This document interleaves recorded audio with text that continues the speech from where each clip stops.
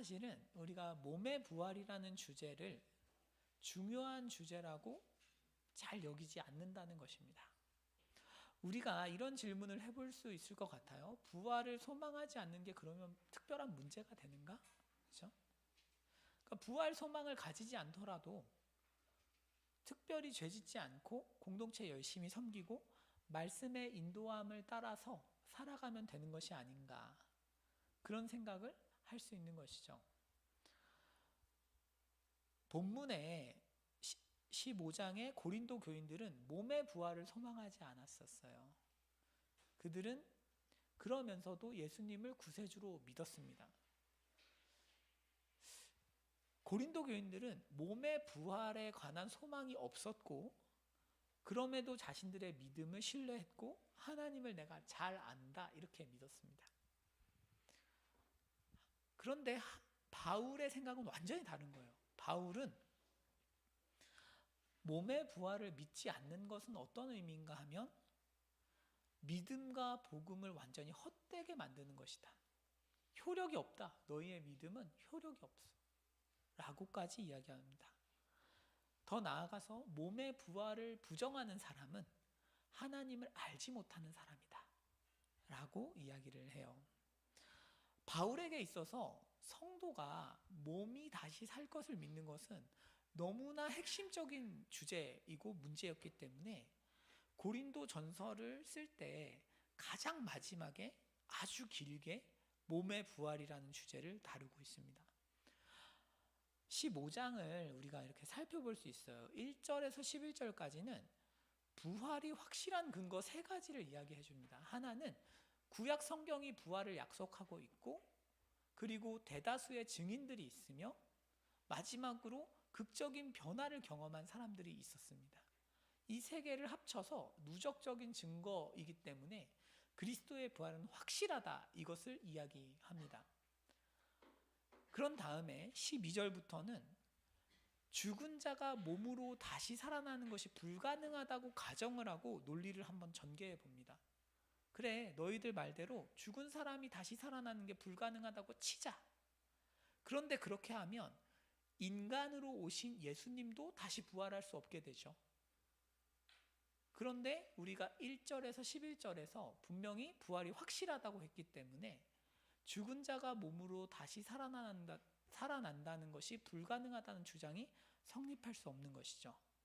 바울이 굉장히 논리적으로 설명을 하고 있는 거예요. 그래서 그리스도의 부활이 확실하고 몸의 부활이 확실하다, 이렇게 이야기를 한 다음에 20절부터는 그러면 그리스도의 부활이 뭐냐? 인간 역사에서 이제 예수님이 하나님을 위해서 최종 승리를 가져가시는 그 시간표가 시작되었다, 이런 얘기죠. 최종 승리를 예고하고 보장하고 있습니다. 죽음이 패배한 것이죠. 그렇기 때문에 바울은 어떻게 사는가 하면서 자기 이야기를 하는 거죠. 나는 최종 승리를 믿고 있기 때문에 죽음의 위험을 무릅쓰고 복음을 전하고 있다. 이것이 지금까지 15장의 쭉 흐름이라고 할 수 있어요. 그렇구나. 부활에 대해서 이야기를 하고 있습니다. 오늘은 이제 35절부터는 조금 다른 주제를 다룹니다. 무엇을 다루는가 하면 35절은 저희 같이 한번 읽어보실게요. 시작. 누가 묻기를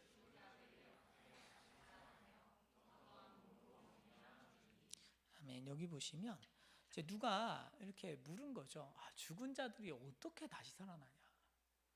그리고 살아난다고 해도 어떤 몸을 가지고 온다는 거야? 이런 거죠. 그러니까 당시 사람들은 이런 생각을 했어요. 그러니까 부활은 불가능하다. 일단 첫 번째로 몸이 다시 사는 것은 불가능한 일이에요. 그리고 100번 양보해서 몸이 부활하는 것을 인정한다 손 치더라도 이 사람들이 상상할 수 있는 부활은 말하자면 다시 이런 몸을 가지는 것입니다. 시체가 다시 동일하게 우리 몸을 다시 회복하는 것을 생각했습니다. 그러니까 부활체, 우리가 생각하는 완전히 다른 몸을 생각한 것이 아니고 오늘날 우리가 가지고 있는 몸이 다시 살아나는 것으로 생각을 한 것이죠. 헬라인들 같은 경우에는 몸을 감옥이라고 생각했어요. 몸은 감옥이다. 영혼의 감옥이다. 여러분 그 유명한 얘기 중에 하나가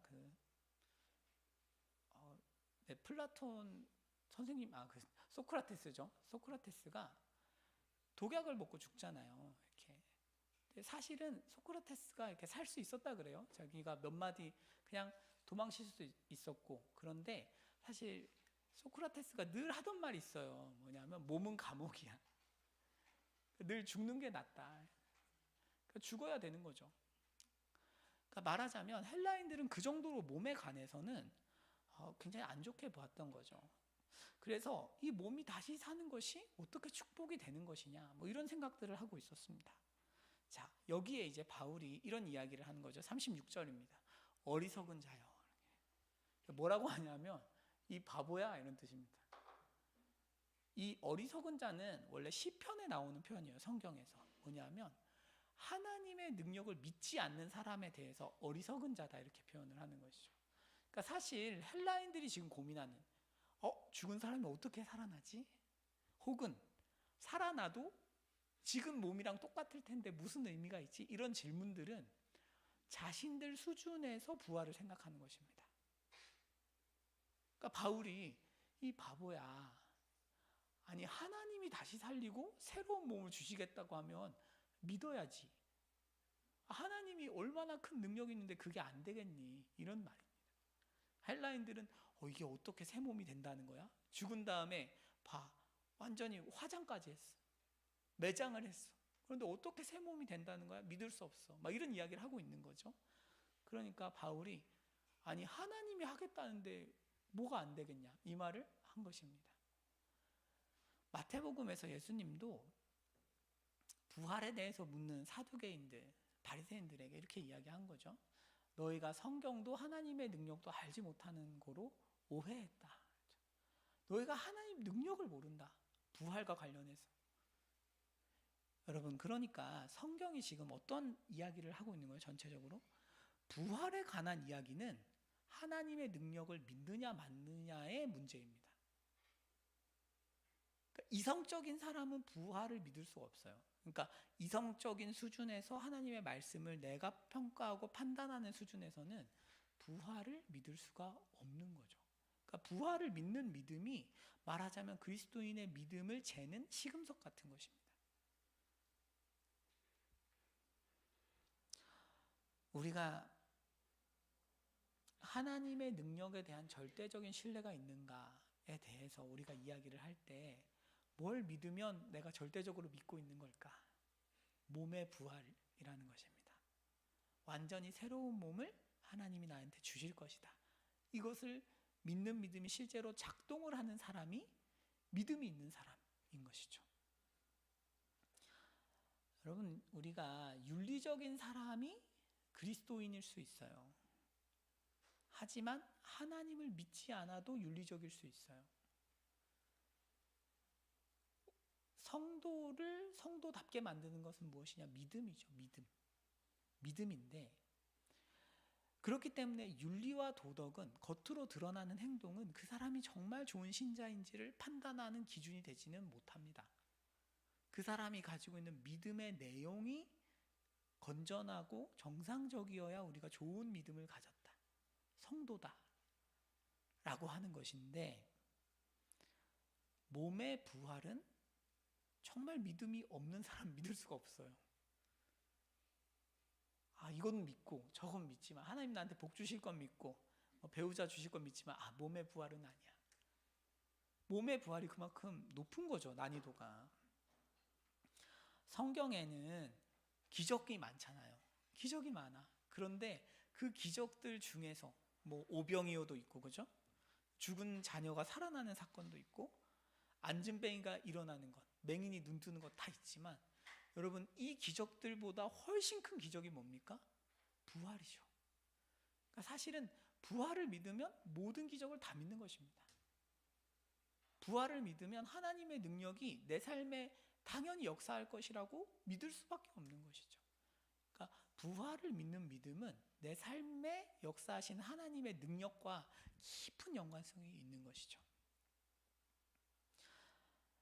이제 바울이 어리석은 자여 이렇게 불러놓고 이제 하나님의 능력과 관련된 문제다. 그러니까 너무 생각 많이 하지 마. 뭐 이런 얘기죠. 하나님이 하신다고 하면 하는 거지. 그러면서도 바울의 탁월한 점, 성경의 탁월한 점은 자세하게 설명을 해줘요. 뭐라고 설명을 해주냐? 36절, 38절입니다. 쭉 읽어보시면 한번 같이 읽어보실게요. 시작. 네가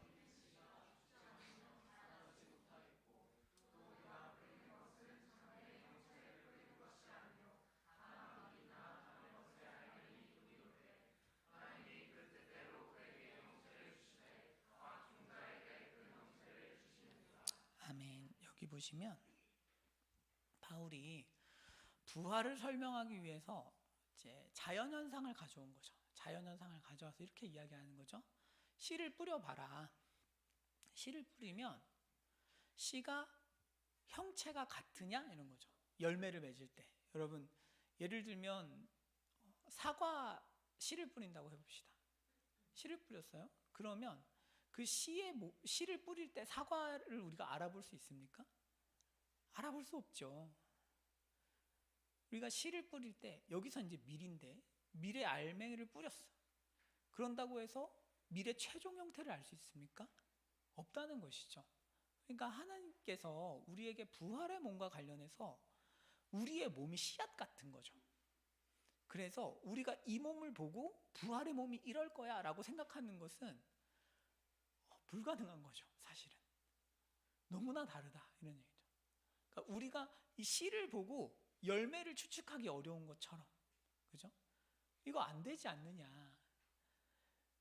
그러면서 하나님이 그 뜻대로 그에게 형체를 주시고 종자에게 형체를 주신다는 건 어떤 의미냐면, 그럼에도 불구하고 정체성은 유지되죠. 무슨 얘기냐면 콩을 심었어요. 그러면 콩이 나죠.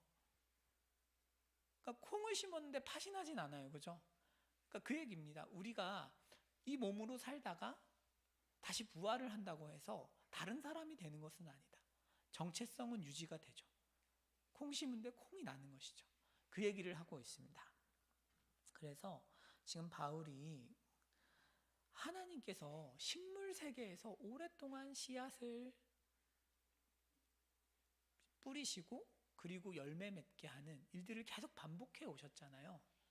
그러니까 인간도 마찬가지라는 것입니다. 아니, 식물도 이렇게 하는데 인간은 못하겠어? 이런 이야기죠. 우리가 죽은 이후에 부활하면 완전히 다른 몸을 가지는 것이죠. 그럼에도 불구하고 정체성이 유지되는 몸이죠. 여러분들이 언젠가 이제 다시 부활하시면 우리가 서로 외모를 못 알아볼 수도 있어요. 이 땅에서 너무나 불만족하면서 살아서 이제 부활을 했을 땐 되게 만족스러운 몸을 가질 수도 있죠. 그럼에도 알아본다는 거예요. 그럼에도 불구하고 서로가 서로를 알아본다. 정체성이 유지가 된다는 것이죠. 네, 네, 두 분 자리를 잘 안내해 주십시오. 여러분, 예수님께서 부활하셨을 때 어떤 상황이었는가 하면 요한복음에 이렇게 돼 있어요. 마리아가 막 이렇게 무슨 말을 하다가 돌이켜서 예수님께서 서 계신 것을 봤어. 부활한 예수님이에요. 그런데 알아보지 못합니다. 다른 거예요.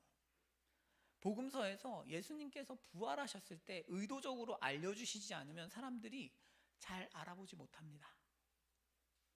그런데 예수님께서 눈을 밝혀주시면 알아봐요.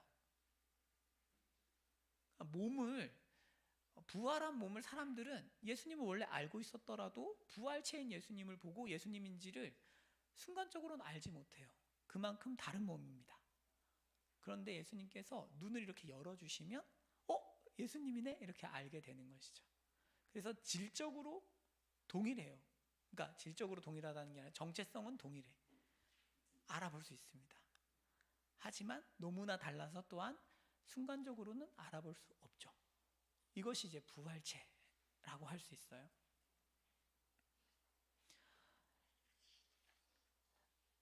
그래서 우리의 부활한 몸은 지금 우리 몸과 연속성이 있고 여기에서 몸의 윤리가 나오는 거죠. 여기에서 우리가 왜 이 땅에서 몸으로 죄를 덜 지어야 하는가에 대한 이야기들을 하게 되는 것입니다. 이거는 또 다음에 다루도록 하겠습니다. 자, 그러면서 그 다음 이야기를 이어갑니다. 39절, 40절입니다. 같이 한번 읽어보실까요? 시작. 육체는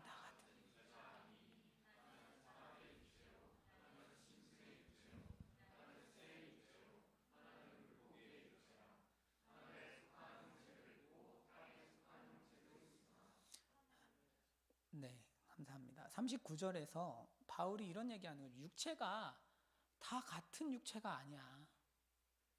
육체가 서로 다른 거죠. 사람도 있고 짐승도 있고 새도 있고 물고기도 있어요. 이게 어떤 의미냐면 사람은 사람답게 살기에 적합한 몸이죠. 직립보행을 하는 사람답게 살기 위한 몸이에요. 새는 공중에서 살기에 적합한 몸이죠. 그리고 물고기는 물에서 살기에 적합한 육체를 하나님 주십니다. 그래서 하늘에 속한 형체도 있고 그런 의미죠. 하늘에 속한 형체, 뭐 새, 뭐 이런 것들도 있고, 땅에 속한 형체, 뭐 우리랑 뭐 짐승이랑, 물에 속한 형체도 있겠죠. 뭐 물고기, 뭐 이런 애들도 있죠. 그러니까 무슨 얘기예요? 세계가 다르면 다른 세계에 걸맞는 새로운 몸을 주신다는 얘기죠. 무슨 얘기냐면 우리가 부활한 다음에 이 세계에서 살 게 아니죠. 부활한 다음에는 이 세계에서 사는 게 아니잖아요. 말하자면 다시 갱신된 하나님과 함께하는 세계에서 살 건데 완전히 다른 세계에 산단 말이죠. 그러니까 그 다른 세계에 살기에 적합한 형체를 주실 거다 이 말이죠. 지금 고린도 교인들은 이런 얘기죠. 아니 이 몸이 부활하면 뭐하냐. 그래서 바울이 이 바보야. 하나님이 그 부활했을 때에는 그 인생에 걸맞는 새로운 몸을 주실 거야. 아니 새한테 하나님께서 물에 살라고 하지 않지 않느냐 이런 얘기죠. 인간한테 이제부터 날아보세요 이러지 않잖아요. 그러니까 하나님께서 어떤 자신과 함께하는 새롭게 갱신된 그런 하나님 나라를 완전히 우리와 함께 살고자 하실 때는 우리로 하여금 그 세계에 맞는 새로운 형체의 몸을 주실 것이다. 그런 이야기를 하고 있는 것입니다. 그러면서 40절입니다. 40절 더 보실게요. 시작. 하늘에 속한 것에 영광이 따로 있고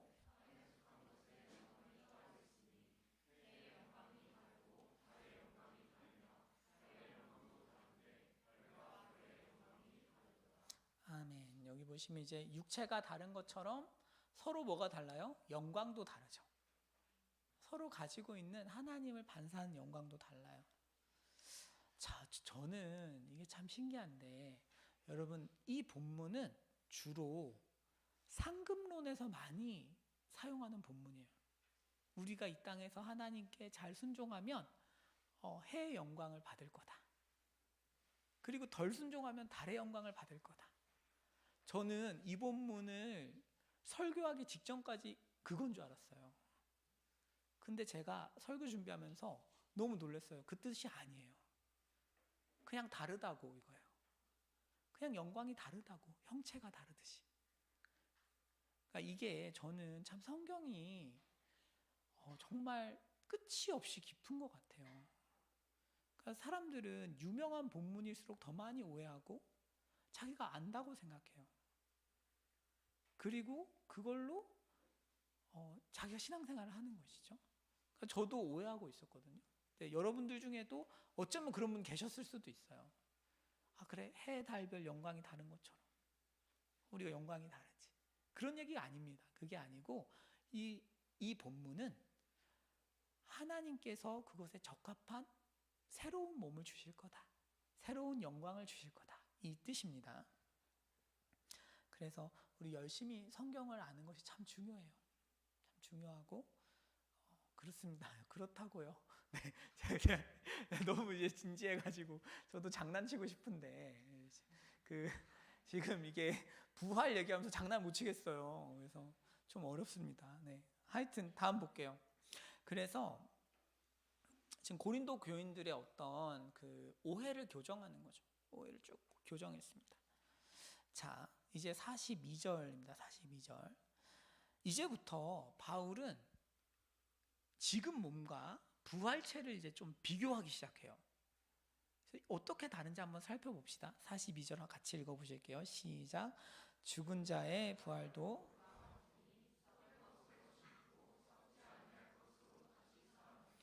아멘. 이제 바울이 지금 우리가 가지는 몸하고 부활했을 때의 몸을 네 가지로 대조해요. 네 가지로 대조하는데 그중 첫 번째입니다. 이제 썩을 것으로 심고, 우리 몸이죠. 지금 썩지 아니할 것으로 다시 살아납니다. 여러분, 여기서 썩을 것이라는 이 단어는 사실 썩는다는 느낌보다는 무기력하다 이 뜻이 조금 더 좋아요. 되게 생명력이 없는 거예요. 뭐만 하면 피곤하고 허무하고 이런 거예요. 여러분, 우리가 살면서 이렇게 하잖아요. 하나님 말씀에 순종을 해야 돼. 근데 동기부여가 안 돼. 해서 뭐 하나? 피곤하다. 그런 생각과 마음이 드는 이유가 뭐예요? 우리 몸이 죄성이 있어서 그래요. 지금 몸이 썩을 것으로 만들어져 있어서 그렇죠. 이 몸이 그런 욕구를 계속 일으키지 못하는 것입니다. 하나님 앞에서 뭔가 잘 살고 싶다, 이런 욕구가 사실은 이 몸은 올라오지 않는 거예요. 그래서 여러분들 지금 목요일에 여기 나오신 분들은 어쨌든 욕구가 있으니까 오신 거잖아요. 그거는 이 몸이 가지고 있는 욕구가 아니고 성령의 능력으로만 가능한 거죠. 우리가 그 중간에 살고 있거든요. 그래서 어쨌든 썩을 것이라는 것은 무기력한 거예요. 무기력한 거. 뭐 하기가 싫어. 하나님과 관련된 뭘 하고 싶지 않아. 이게 썩을 것입니다. 그리고 썩지 아니할 것으로 다시 살아난다는 뭐겠어요? 그러면 반대말이니까 생명이 넘친다 이런 뜻이에요. 생명력이 막 넘치는 거예요. 어떤 생명이요? 하나님 앞에서 잘 살고 싶은 생명이에요. 막 순종하고 싶은. 그때 되면 우리는 갈등이 없는 거예요. 부활을 했잖아요. 그럼 우리는 하나님 말씀에 순종하고자 하는 갈등이 사라져요. 오늘 이곳에 오실 때 갈등이 있으시죠, 여러분? 내가 꼭 가야 할까? 갈등이 있을 수밖에 없어요, 인간은. 그런데 그런 갈등들이 다 없어져요. 하나님을 예배하는 것과 관련돼서 더 이상 갈등이 없는 거죠. 그것이 썩지 아니할 것입니다. 하나님을 위해서 사는 것이 너무나 즐겁고 행복하고 생명력이 넘치는 그런 사람이 된다는 거예요. 여러분, 그래서 우리는 실제로 어떤 식으로 지금 살아가냐면 갈라디아서 5장 17절에 그래서 소욕이 있어요. 육체는 무기력해서 자꾸 하나님께 불순종하고 싶어요. 그래서 성령을 거슬러. 근데 성령께서는 부활의 능력으로 우리에게 또 소원을 일으키세요. 이 두 개의 어떤 싸움 가운데 있는데 이 갈등이 끝난다는 것입니다. 언제? 부활하면 끝나요.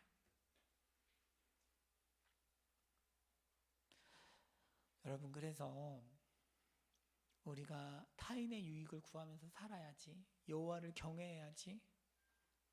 몸이 안 움직여. 근데 몸이 안 움직여. 그러고 싶지가 않아 또. 그런데 우리가 이렇게 슬퍼하면서도 하나님 제 한계입니다를 슬퍼하면서도 뭐 하는 거예요? 부활을 바라보는 거죠. 하지만 이런 한계에도 불구하고 언젠가 이 날이 끝난다는 거죠. 이 곤고함이. 이것이 부활에 대한 소망입니다. 여러분, 43절입니다. 43절 우리 같이 한번 읽어보실게요. 시작. 욕된 것으로 심고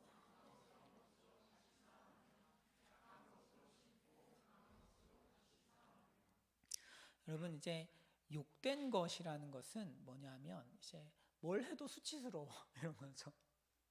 그러니까 여러분, 제가 종종 예를 드는데 여러분, 죄 짓는 사람은 멋있을 수가 없어요. 인생이. 죄 짓는 사람은 멋있을 수가 없어요. 수치스러워요. 예를 들어보면 여러분 그냥 단순히 생각하면 여러분 막 야동을 보고 있었어. 멋있습니까? 죄 짓는 사람 멋있을 수가 없어요. 죄의 본질은 수치예요. 기준에 미달이거든요. 죄라는 게. 여러분 다른 사람 욕을 막 해. 아, 얘는 진짜 나쁜 애 하면서 막 뒷담화 엄청 했어. 멋있습니까? 그런 건 없어요. 죄는 수치를 가져와요. 욕됨이에요. 죄의 본질이. 죄는 반드시 욕됨으로 이어지고 부끄러움의 열매를 맺게 돼 있는 것입니다. 그러니까 우리 인생이 마음대로 살아도 된다고 하지만 그렇지 않은 거죠. 오늘 제가 윤희자매님 잠깐 만나서 신방하는데 토요일에 자기가 자유를 얻었었다는 거야. 그래서 제가 정정해 줬어요. 죄로의 종속. 자유가 아니라 죄로의 종속이다.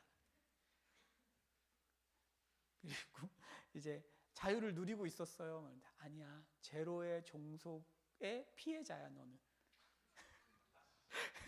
이제 그런 얘기를 했었는데 우리가 언어를 제대로 써야죠. 자, 그런데 이제 그 욕된 게 있어요. 이게 죄라는 것은 어떻게 돼요? 반드시 욕된 것을 특징으로 가져요. 우리가 죄를 안 짓고 싶어. 그런데 그럼에도 불구하고 몸이 계속 죄를 짓는 거죠. 몸이 계속. 그게 뭐예요? 욕된 것입니다. 욕된 것. 이 몸은 욕돼요. 그래서 하지만 어때요? 우리가 다시 살아나면 영광스럽게 돼요. 영광이라는 것은 여러분 본질적으로 하나님의 기준에 도달한 것입니다. 더 이상 하나님의 기준에 미달하지 않는 거예요. 그러니까 영광스럽죠. 그 사람이. 우리의 삶이 완전한 걸작으로 바뀔 것입니다. 너무 아름답고 멋진 삶이 되는 것이죠. 우리는 그래서 이 땅에서는 아무리 내가 경건하게 살아야지 이렇게 마음을 먹어도 욕된 짓을 해요. 그죠? 우리가 누군가를 사랑해야지 결심하지만 미워. 감당이 안 돼. 욕되죠. 마음으로 미워하죠. 개념상 내가 저 사람 사랑해야지. 근데 이게 안 되는 거죠. 그 욕됨이죠. 욕됨. 그런데 부활의 능력이 우리한테 오면 하나님께서 우리의 마음을 이끄셔서 영광으로 데려가시잖아요. 그렇죠? 그 중앙에 있는 것입니다. 우리가 지금 그런 삶을 살고 있는 거죠. 여러분, 이제 세 번째는 약한 것으로 심고 강한 것으로 다시 태어나요. 이 약한 것은 말 그대로 약한 거예요. 몸이 약한 거죠. 최근에 제 아들이 이제 150일 정도 됐어요. 이제 7kg를 돌파했어요, 아기가. 그런데 이제 제 아내가 슬퍼하고 있어요, 요즘. 왜냐하면 아기가 막 안아달라고 막 찡찡거리거든요. 근데 아내는 좀 힘이 약하니까 이게 7kg짜리를 자기가 안고 있기가 너무 힘든 거죠.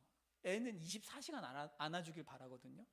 못하는 거죠. 그래서 제가 옆에서 이렇게 아내가 슬퍼하니까 제가 그랬어요. 여보, 부활하면 해결될 거야. 아직 부활체가 아니어서 그래.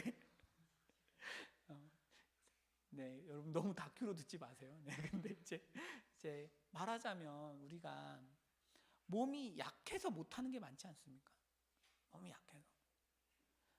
우리가 몸이 약하기 때문에 우선순위가 필요한 거 아니에요?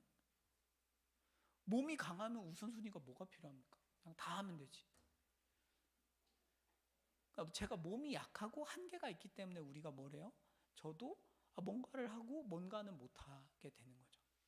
그러니까 이 사람은 만나고 이 사람은 못 만나고 이건 설교 준비해야 되니까 이 시간 빼고 이건 뭘 해야 되니까 빼고 그런데 또 중요한 뭔가는 못하게 되죠. 왜? 약하니까 그렇죠. 몸이. 시간의 한계와 체력의 한계가 있으니까. 그런데 그런 게 끝나는 거죠. 약한 것이 끝나요. 몸이 강해지는 거죠. 이 강해짐의 결과가 뭐냐 하면 하나님과 이웃을 잘 섬길 수 있는 거죠. 여러분, 지금까지 우리가 세 가지 대조를 살펴봤는데 이 부분이 되게 중요해요. 뭐냐면 바울이 지금 부활을 이야기할 때 부활하면 너희 다 인생이 끝나 이렇게 이야기하지 않아요. 그렇죠? 부활하면 무슨 다 이렇게 엔딩 크레딧이 내려오는 듯이 더 이상 할 일이 없는 게 아니고, 지금 얘기를 들어보니까 할 일이 엄청 많은 거예요. 그리고 바울이 지금 바라보는 부활체의 유익이라는 것은 전부 다 하나님과의 관계에 집중되어 있습니다. 그렇죠? 부활체가 왜 좋냐라고 할 때 세 가지잖아요. 하나는 지금 썩을 것으로 심고 썩지 아니할 것이었고, 말 그대로 말씀에 대한 무기력이냐 아니냐. 그 다음은 욕된 것과 영광스러운 것. 그 다음은 약한 것과 강한 것. 여러분, 이 개념들을 바울이 전부 다 하나님과의 관계에서 풀어내고 있어요. 부활을 갈망해야 하는 이유는 바울이 볼 때는 하나님과의 관계 때문이에요. 이게 놀라운 거죠. 바울은 부활체의 유익이 하나님과 정말 완벽한 교제를 누릴 수 있는 것이기 때문에 기대하고 있는 거예요. 지금 우리가 가진 이 몸으로는 하나님과의 교제에 너무나 많은 제한이 있기 때문에 한계가 너무 명확한 거죠.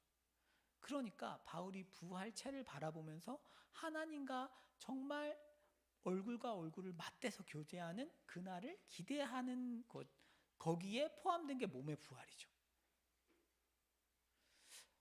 여러분, 제 신학자가 다음처럼 이야기해놨는데요. 이게 참 좋은 것 같아요. 표현이 하나님을 대면하고 이해하고 즐기는 것, 그렇죠? 대면하고 이해하고 즐기는 것이 구원의 본질이에요. 구원의 본질. 우리 구원받아서 뭐합니까? 하나님과 교제하는 것이죠. 교제. 그러니까 부활체를 기대하는 이유가 뭡니까? 하나님과 교제하기 위해서죠. 그런 의미에서 여러분, 우리가 오늘 부활의 소망이 없는 이유는, 적은 이유는 하나님과의 관계에 대한 갈망이 부족해서일 수 있어요. 하나님과의 관계에 욕심을 안 내는 것이죠. 하나님과 친밀한 관계가 아님에도 불구하고, 하나님의 음성이 잘 들리지 않고 내가 예배가 잘 안 되는데도 불구하고 그러려니 할 수 있는 거죠, 사람이. 지금 우리는 온 힘을 다해서 막 투쟁을 하고 하나님과 친해지려고 해도 죄를 온전히 이길 수 없는 곤고한 상태란 말이에요. 하나님과의 교제에 너무나 분명한 한계가 있단 말이죠. 여러분, 예배를 딱 잘 드리고 나와도 주차장에서 화가 날 수 있는 게 인간이잖아요. 예배를 잘 드리고 나와도 나한테 인사 한번 안 하고 가면 갑자기 또 마음 안 좋은 게 사람이잖아요. 하나님과의 교제가 순식간에 막 깨지지 않습니까? 이 한계에서 이 한계를 경험할 때 오히려 바울이 뭐 하는 거예요? 부활에 대한 소망을 더 가지는 거죠. 언젠가 내가 부활하면 이런 고통이 끝나, 이거죠. 하나님의 마음을 아프게 하는 일이 끝날 거야. 이런 기대죠. 이런 소망이죠. 생명력으로 충만하고 영광스럽고 강한 몸이어서 하나님 말씀을 완벽히 지켜내고 구현해낼 수 있는 몸. 그래서 하나님과 끊임없이 지속적으로 친밀하게 교제할 수 있는 몸. 이게 부활체인 거죠. 왜 우리가 부활의 몸을 기대해야 합니까? 하나님과 교제하기 위해서죠. 친밀하게 교제하기 위해서. 뒤집어서 말하면 고린도 교인들이 몸을 소망하지 않는 이유도 너무 분명한 거예요.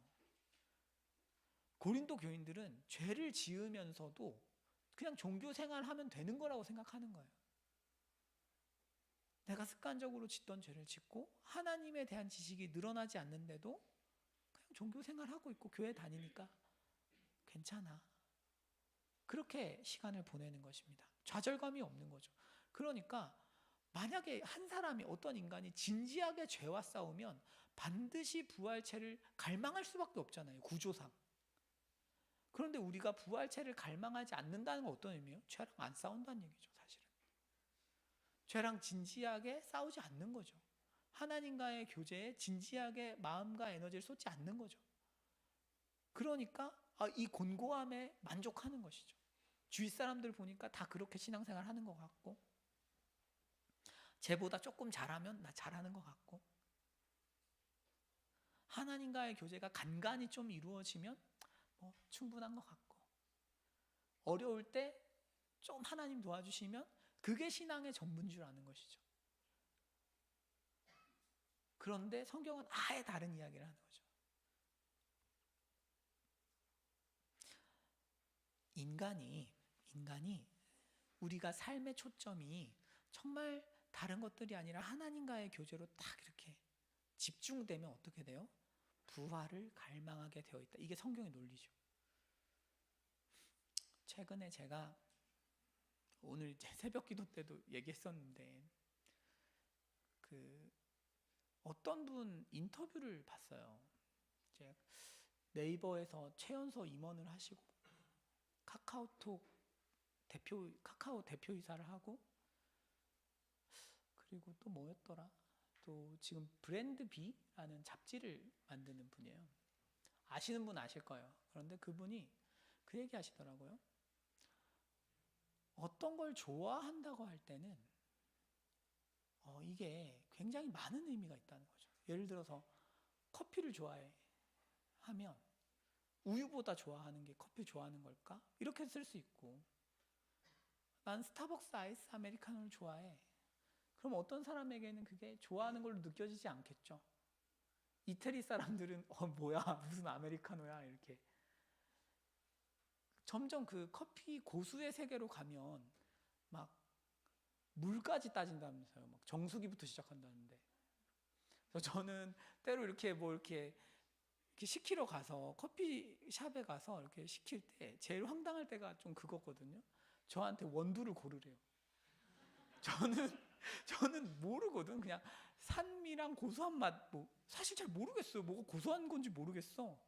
그냥 아메리카노라서 먹는 건데, 그러니까 잘 모르는 거죠. 우리가 예수님을 그렇게 믿을 수가 있어요. 여러분, 예수님을 좋아한다는 게 뭘까요? 정말 뭔가를 좋아하려면 사실은 훈련이 없이는 안 되거든요. 정말 깊은 세계로 들어가려면 훈련이 없이는 좋아할 수가 없거든요. 사실 예수님을 믿는 것도 그런 거죠. 친구보다 좀 좋아. 내가 교회 왜 좋아? 하면 그냥 밖에서 노는 것보다 좋아. 그런데 더 딥하게 들어갈 수 있는 거죠. 디테일하게. 그 좋은 이유가 점점 더 세분화되고 점점 더 깊어지는 걸 우리는 뭐라고 하냐면 그게 진짜 취향이 되고 기호가 되는 거죠. 진짜 좋아하는 거죠. 좋아하는 이유가 너무 단순하고 쉬우면 우린 그것을 그냥 적당히 좋아한다. 혹은 그냥 관심 없음에서 오는 좋아함인 거죠. 그런데 정말 그 좋아함이 점점 더 시간이 가면서 깊어지는 거죠. 예수님이 왜 좋으십니까?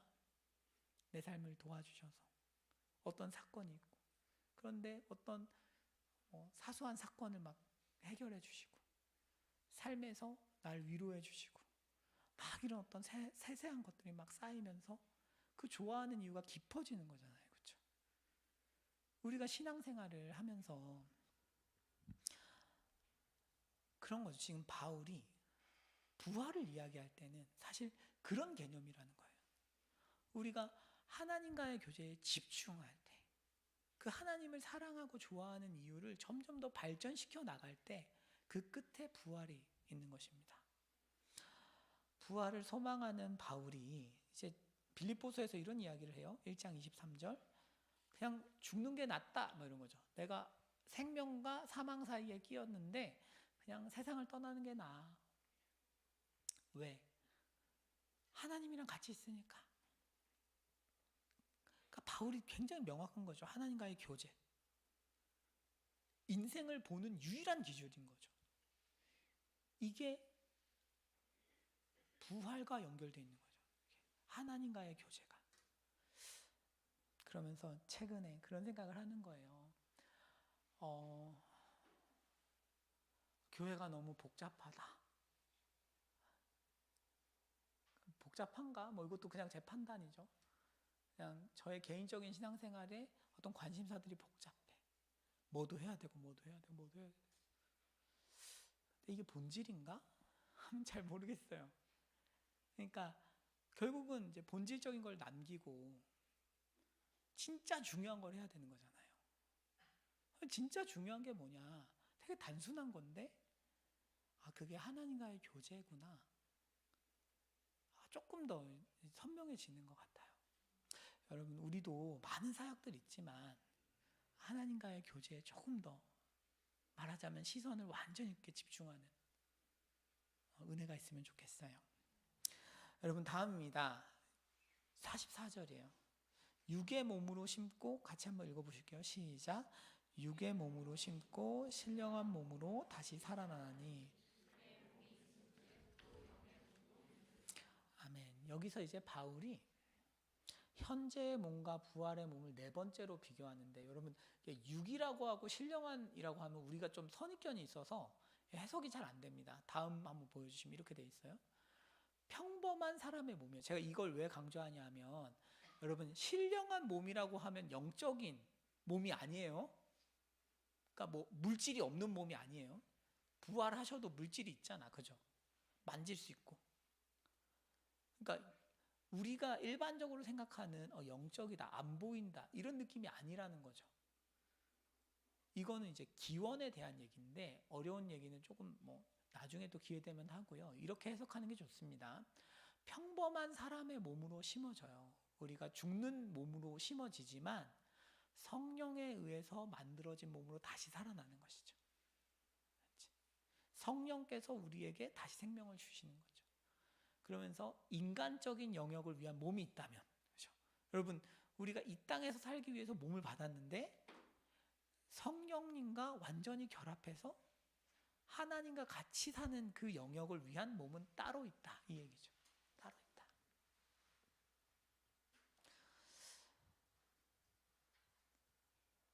이해를 돕기 위해서 여러분 한번 요셉 이야기를 한번 살펴보면 좋겠어요. 창세기 41장인데 이런 거죠. 창세기 41장에 요셉이 죄수복을 입고 있었어요. 이 죄수복은 어디에 적합합니까? 감옥에서 적합한 거죠. 그렇죠? 그런데 요셉이 궁정에 가려면 어떻게 해야 돼요? 옷을 입고 가야죠. 궁정에 맞는 옷을 입고 가야죠. 이해 가시죠? 이것처럼 우리가 영역에 따라서 몸이 다르다는 거죠. 이 얘기하는 거예요, 지금. 그런 다음에 45절입니다. 45절. 기록된 바 첫사람 아담은 생명이 되었다.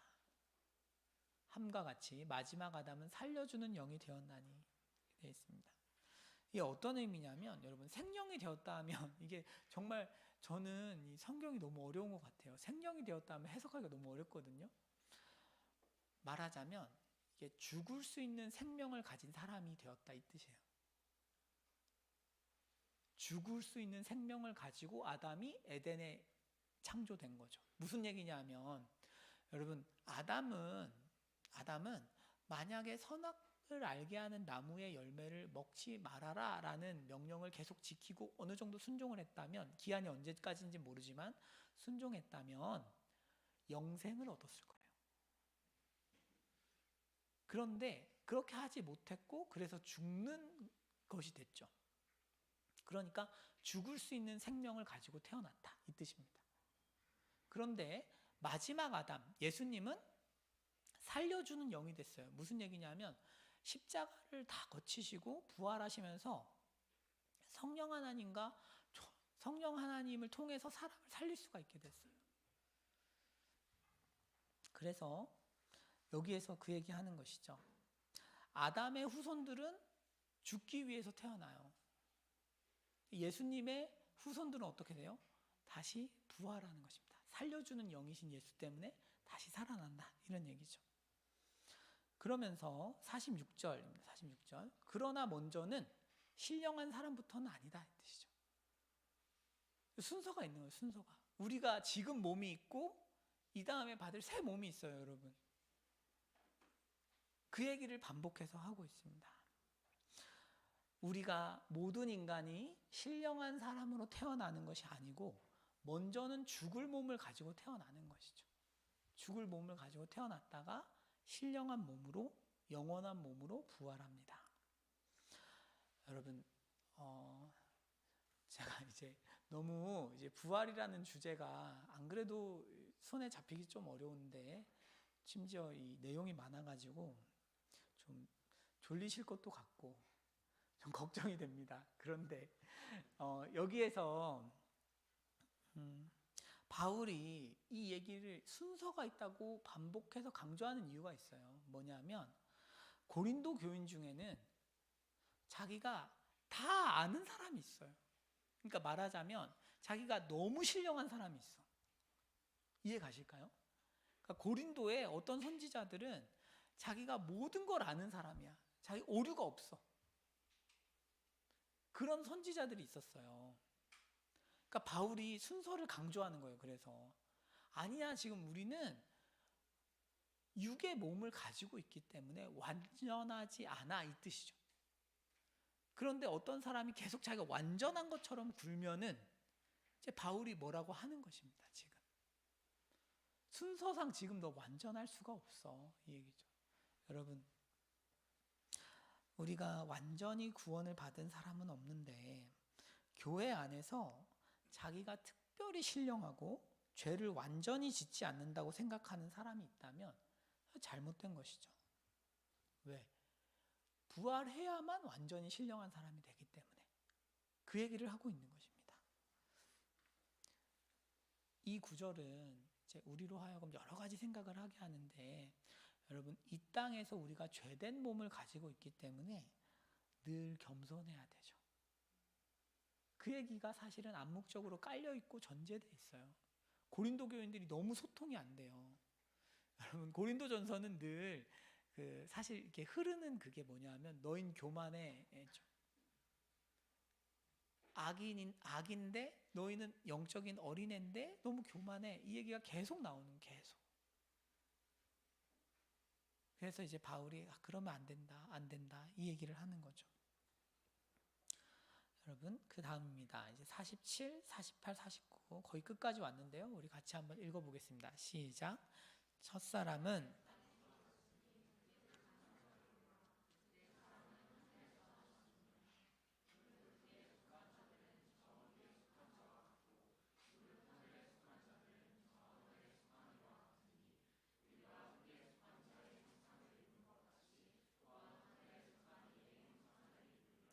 아멘.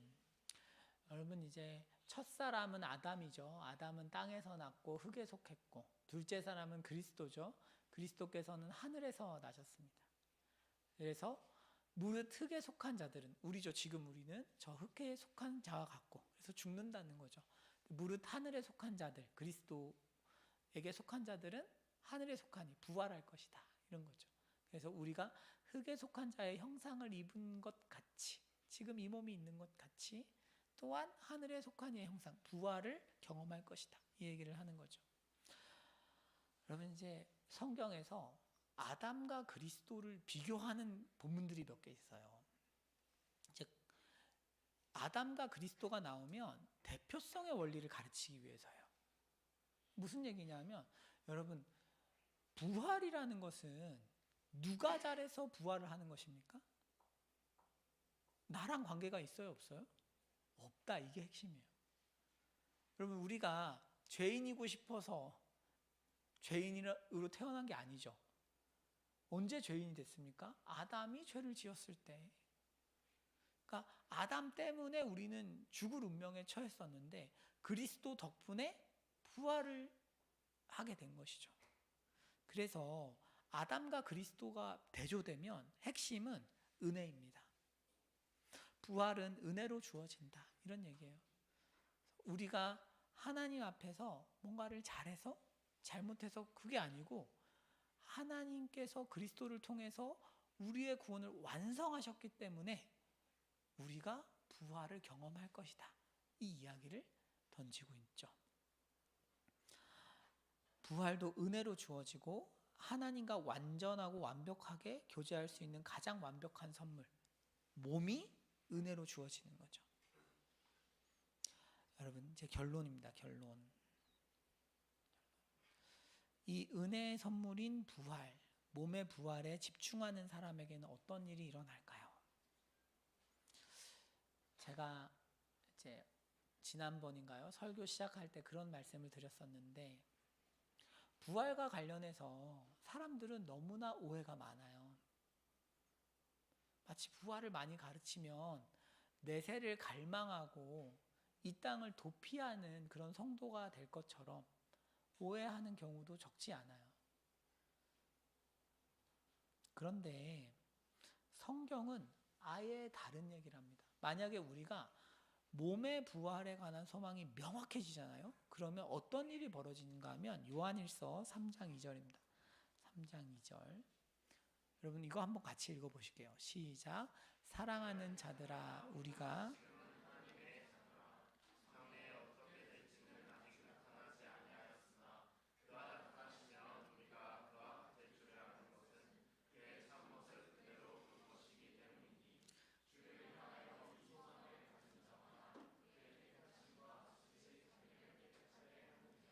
아멘.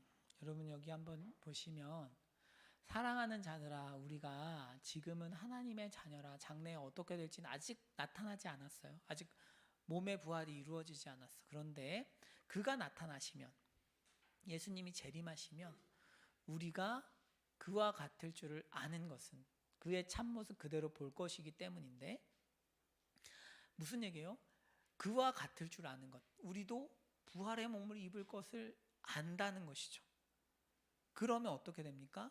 주를 향하여 이 소망을 가진 자마다 내가 예수님과 동일한 부활의 몸을 가질 거야. 받을 거야. 이 소망을 가진 자마다 어떻게 돼요? 깨끗하게 한다. 이렇게 돼 있어요. 우리가 그래 내가 언젠가 부활의 몸을 입고 하나님과 끝없이 교제하게 될 거야. 한 이 소망이 분명한 사람은 그 소망으로 말미암아 지금도 하나님과의 교제에 최선을 다하게 돼 있어요. 그렇기 때문에 깨끗하게 사는 것입니다. 맞아, 나에게 하나님과 끊임없이 완벽하게 교제할 수 있는 부활의 몸을 예수께서 은혜로 주셨다. 그렇기 때문에 내가 지금부터 하나님과의 교제에 집중하고 그 천국의 경험을 하면서 살아야겠다 라고 결단한다는 것입니다. 여러분 우리에게 이런 은혜가 있으면 좋겠어요. 그래서 이 부활의 소망이 우리가 가지고 있는 죄의 문제, 소망의 문제, 또 우리 마음에 이 말씀이 잘 심겨서 풍성하게 열매 맺는 그런 은혜가 있으면 좋겠습니다.